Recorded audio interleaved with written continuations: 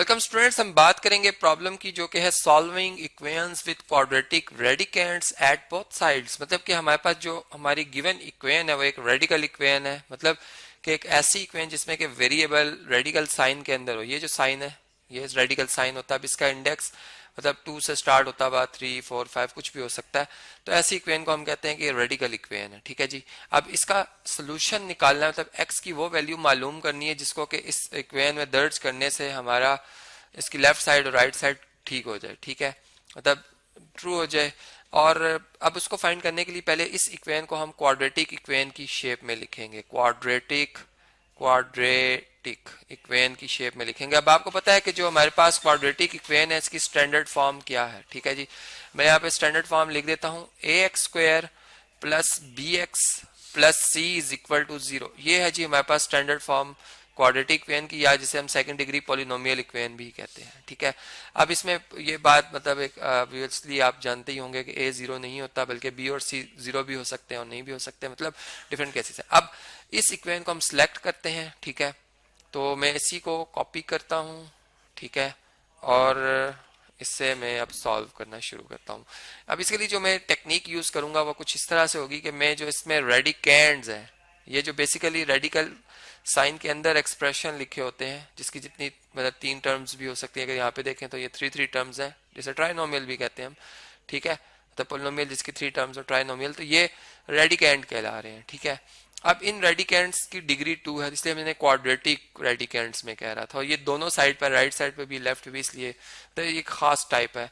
अब इस तरह का क्वेश्चन हमने सॉल्व करना, तो इसमें मिड टर्म ब्रेक करेंगे हम। देखें, मिड टर्म ब्रेक करने का असूल ये होता है कि जो मिड में टर्म आ रही है इसके इसको टर्म्स में डिवाइड किया जाता है इस तरह से कि सम वापस यही टर्म बने।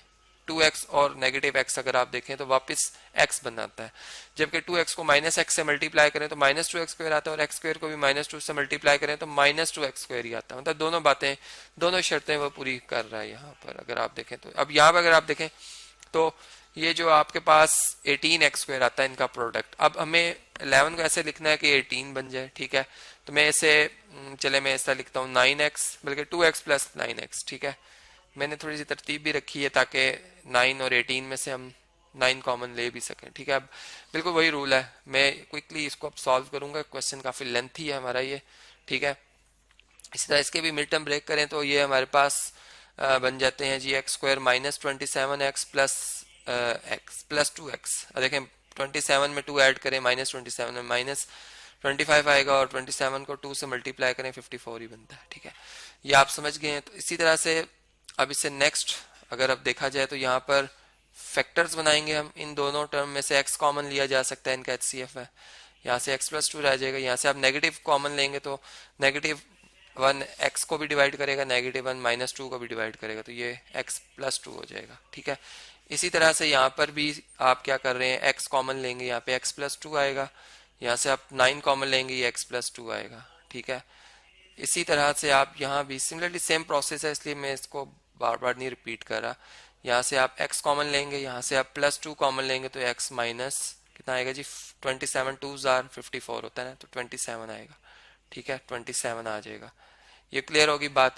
अब देखें मजीद अगर आप देखें तो x प्लस 2 इसमें भी, इसमें से कॉमन लेंगे, यहाँ भी x प्लस 2, मतलब पहले इनमें इनके फैक्टर बना रहे हैं, यहाँ से x माइनस 27।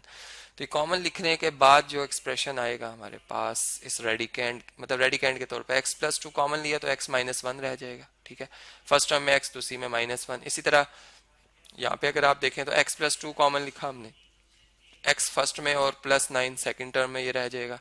इसी तरीके से यहाँ से अगर आप देखें तो x माइनस 27 जब आप कॉमन लेंगे तो x फर्स्ट टर्म में और प्लस 2 सेकेंड टर्म में आ गया कॉमन। ठीक है, तो यहाँ तक बात क्लियर होगी हमें। अब हम ऐसा करते हैं कि जो लॉ ऑफ एक्सपोनेंट के असूल के मुताबिक ये जो पावर है ये इन दोनों नंबर्स के ऊपर अलग अलग लिख देते हैं। मतलब x माइनस 1 की पावर भी 1/2 है और x प्लस 2 की पावर भी 1/2 है। ठीक है, इसी तरह यहाँ भी x प्लस 2 की पावर भी है अंडर रूट के अंदर है, और x माइनस 9 भी है। ठीक है, इसी तरह यहाँ भी अगर आप देखें तो x माइनस 27 भी है और x प्लस 2 भी है। ठीक है जी, अब आप ऐसा करें कि जो x प्लस 2 है, ठीक है, अगर हम इसे कॉमन ले लें, कॉमन लिख लें यहाँ से, बल्कि तीनों टर्म्स को उठाकर आप एक साइड पे शिफ्ट कर लें। ठीक है, तीनों टर्म्स को उठाकर अगर आप एक साइड पे शिफ्ट कर लें तो यहाँ पर ये टर्म जब इधर शिफ्ट होगी तो ये नेगेटिव साइन आ जाएगा, ठीक है। यहाँ पे क्या आ जाएगा जी, नेगेटिव साइन आ जाएगा और यहाँ पर इक्वल टू 0 आ जाएगा, ठीक है। अब देखें, अब ये x मतलब +2 अंडर रूट के अंदर, ये भी x +2 अंडर रूट के अंदर और ये भी x +2 अंडर रूट के अंदर, ये तीनों टर्म में कॉमन है। इसको मैं कॉमन लिख रहा हूँ x +2 अंडर रूट में। अब फर्स्ट टर्म में हमारे पास क्या रह जाएगा, अंडर रूट x -1, ठीक है। यहाँ से क्या रह जाएगा, अंडर रूट x +9 और यहाँ पे क्या रह जाएगा, अंडर रूट x -27 और इक्वल टू 0। अब ये प्रोडक्ट 0 के इक्वल है, इसका मतलब कि ये जो अंडर रूट x +2 है या ये 0 के इक्वल होगा, ठीक है, तभी ये प्रोडक्ट 0 के इक्वल है, या फिर ये जो आपका x -1 plus x +9 under root के अंदर और माइनस इस तरह x -27 अंडर रूट के अंदर लिखा हुआ, ये 0 के इक्वल होगा, ठीक है। अच्छा, अगर ये 0 के इक्वल हो तो यहाँ से स्क्वायर लेने से x +2 इक्वल टू 0 आ जाएगा। मतलब अगर मैं स्क्वायरिंग करूंगा, जाहिर बात है को स्क्वायर को खत्म कर देगा, 0 का स्क्वायर 0 ही होता है, ठीक है। तो यहाँ से हमारे पास x की वैल्यू आ जाएगी -2, ठीक है। अब इसको भी हम अभी चेक करेंगे अपनी इक्वेशन में दर्ज करके कि ये एक्सट्रेनियस रूट तो नहीं, क्या पता ये इक्वेशन को सेटिस्फाई ना करे, ठीक है। इसी तरह इन दो टर्म्स को मैं इधर ही रहने दूंगा और इस टर्म को उठाकर हम इधर शिफ्ट करेंगे, तो ये square root of x -1 plus square root of x +9 ये इक्वल टू आ जाएगा स्क्वायर रूट ऑफ x -27 के। अब इसको भी सिंपल बनाना है, इसके लिए मुझे स्क्वायरिंग करनी पड़ेगी, ठीक है। चलें स्क्वायर करते हैं जी। हम यहाँ पर लिखेंगे स्क्वायरिंग ऑन बोथ साइड्स, ठीक है। तो स्क्वायरिंग कर लेते हैं जी, स्क्वायरिंग ऑन बोथ साइड्स, ठीक है।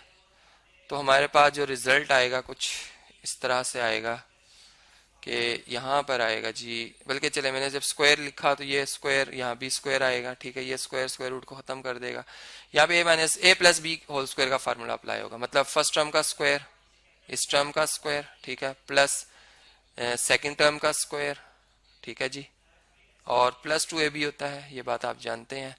दोनों के ऊपर अंडर रूट है, एक ही अंडर रूट के अंदर लिख रहा हूँ। मतलब कुछ बातें जो हम ऑलरेडी जानते हैं हमें उनको जरा मतलब स्किप कर रहा हूँ, ठीक है। हम ये प्रॉपर्टीज जानते हैं, इसलिए मैं अस्यूम कर रहा हूँ कि आप भी इन बातों को समझ रहे हैं, ठीक है।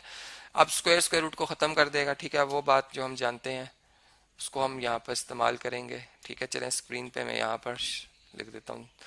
अब इससे आगे अगर आप देखें तो ये अंडर रूट खत्म हो जाएगा, x -1 रह जाएगा, यहाँ भी अंडर रूट खत्म हो जाएगा, x +9 आ जाएगा, ठीक है।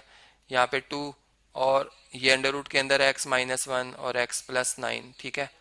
और यहाँ पर क्या आ रहा है जी, यहाँ पर x -27 आ रहा है। अब ये अगर आप इन दो टर्म्स को उठा के उधर शिफ्ट कर लें, 2 इंटू अंडर रूट x -1 और x +9, ठीक है, ये किसके इक्वल आ जाएगा, x -27, ये x और x ऐड होकर 2x हो जाएंगे, इधर आके -2x हो जाएंगे, इधर आके -2x हो जाएंगे। 9 में से 1 माइनस करें 8 प्लस का, उधर जाके माइनस का 8 आ जाएगा, ठीक है। तो हमारे पास 2 into under root x -1 x +9 square root के अंदर ही है, ये किसके इक्वल आ जाएंगे, x में से 2x माइनस करें नेगेटिव x आता है, -27 -8 ऐड कर दें, -35 आ जाएगा, -35 आ जाएगा। ये रिजल्ट आ रहा है हमारे पास, ठीक है। अब इसमें फिर हम स्क्वायरिंग करेंगे, स्क्वायरिंग अगेन मतलब स्क्वायरिंग ऑन बोथ साइड, क्योंकि अभी तक हम इसको क्वाड्रेटिक वेन बनाएंगे तभी हम इसका सोल्यूशन निकाल सकते हैं, ठीक है। तो अगेन हम इसमें क्या कर रहे हैं, पहले भी हमने स्क्वायर किया था, अब अगेन स्क्वायरिंग कर रहे हैं। तो अब हमारे पास ये 4 आ जाएगा, यहाँ पर स्क्वायर रूट खत्म हो जाएगा, x -1 और x +9 रह जाएगा, ठीक है। जबकि यहाँ पे अगर आप देखें तो इन दोनों टर्म्स का स्क्वायर आएगा, तो -x का स्क्वायर x स्क्वायर हो जाएगा, प्लस 35 का स्क्वायर 1225 होता है, ठीक है। और -2ab, तो अब यहाँ पर अगर आप देखें तो माइनस, चूंकि इन दोनों के साथ नेगेटिव का साइन आ रहा है तो वो प्लस हो जाएगा, +2ab, मतलब माइनस का साइन अगर आप कॉमन ले लेते और फिर उसका स्क्वायर करते तो वो x +35 का होल स्क्वायर ओपन हो रहा है, तो यहाँ पे +2 35 से मल्टीप्लाई होकर 70x आ जाएगा, 70x आ जाएगा, ठीक है। बात समझ गए आप मेरी कि मैं इसको ऐसे भी लिख सकता था, नेगेटिव साइन कॉमन ले लूं और x +35। अब मैं स्क्वायर करूंगा तो जारी बात है नेगेटिव का स्क्वायर पॉजिटिव होता है, इसलिए ये तमाम टर्म्स पॉजिटिव साइन के साथ आएंगी। अच्छा जी, अब इनको मल्टीप्लाई कर लेते हैं, ठीक है। यहाँ पर x से मल्टीप्लाई होके x से मल्टीप्लाई होके x स्क्वायर आएगा, फिर 9 से मल्टीप्लाई होकर 9x आ जाएगा, ठीक है। इसी तरह -x आ जाएगा और -9 आ जाएगा, equal to X square plus 70x और प्लस 1225, ठीक है। अब ये लेक्चर जो है इसमें भी फर्दर मतलब और ज़्यादा इसमें भी कैलकुलेशन रहती हैं, मैं इसको यहीं पे स्टॉप कर रहा हूँ, ठीक है। नेक्स्ट इसी वीडियो को मैं कंटिन्यू करूँगा और इससे आगे हम इसके रूट भी निकालेंगे, फिर इन्हें वेरीफाई भी करेंगे, देखेंगे कि एक्सट्रेनियस रूट कौन कौन से हैं और फिर सोल्यूशन सेट में किस जो x की वैल्यू को हमने लिखना है, हम इस पर नेक्स्ट लेक्चर में आपसे बात करेंगे।